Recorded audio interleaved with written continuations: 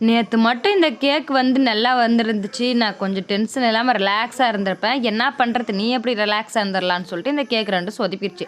First time செஞ்சேனா, அடியில வேகவே மாட்டேங்குது. மேல மட்டும் வெந்து வெந்து வருது. ஏன்னா குத்தி பார்த்தாலும் கொழ கொழன்னே இருக்கு. 2வது டைம் போனா போட்டுன்னு வச்சு பார்த்தா கல்லு மாரி ஆயிப்போச்சு.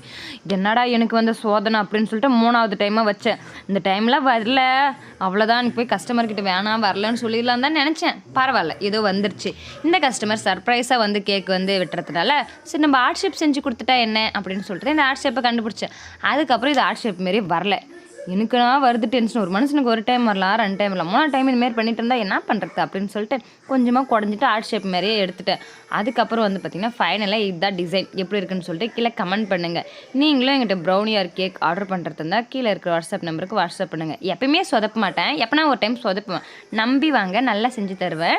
இன்னொரு வீடியோவில் சந்திக்கலாம். அதுக்கப்புறம் நிறைய பேர் என்னோட சேனலை சப்ஸ்கிரைப் பண்ணாமே பார்க்குறீங்க, மறக்காமல் சப்ஸ்கிரைப் பண்ணிடுங்க.